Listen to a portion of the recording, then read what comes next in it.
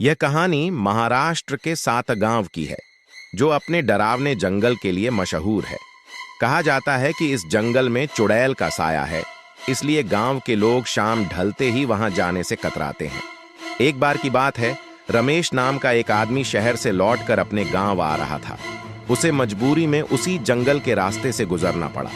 चारों ओर अंधेरा फैल चुका था।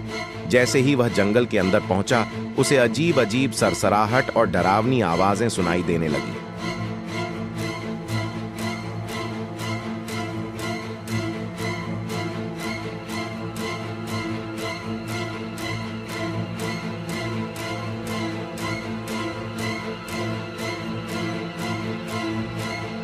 कुछ ही दूर जाने पर रमेश को महसूस हुआ कि कोई उसके पीछे पीछे चल रहा है। उसका दिल जोर जोर से धड़कने लगा।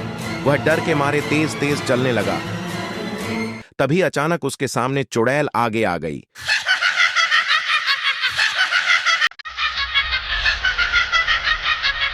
उसकी डरावनी हंसी सुनकर रमेश बेहोश हो गया।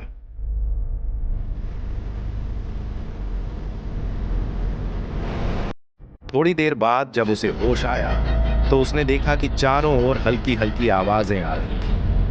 उसे बहुत ज्यादा डर लग रहा था।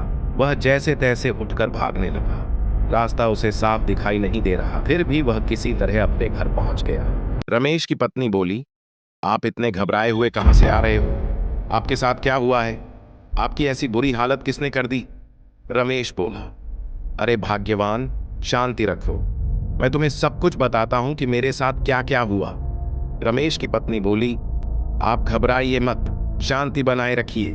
आप बहुत दूर से आए हो, अभी सो जाइए, बहुत रात हो चुकी है। उस हादसे के बाद उसकी आंखों से नींद गायब हो गई थी। वह देर तक उसी हादसे के बारे में सोचता रहा। फिर जैसे तैसे उसकी आंख लग गई। अगली सुबह वे दोनों उठते हैं और कल रात हुई घटना के बारे में विचार करते हैं।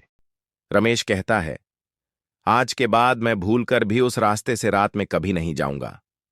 उसकी पत्नी कहती है, आप तो कल मौत के मुंह से निकल कर आए हैं, आगे से ध्यान रखना और रात में उस रास्ते से मत जाना। दोनों यह निश्चय करते हैं कि अब वे कभी भी रात में उस रास्ते से नहीं जाएंगे। इतना सोच विचार करने के बाद वे अपने खेत की ओर चले जाते हैं। उन्हें लगता है कि अब सब कुछ ठीक हो गया है, लेकिन वास्तव में यह तो अभी केवल शुरुआत ही थी।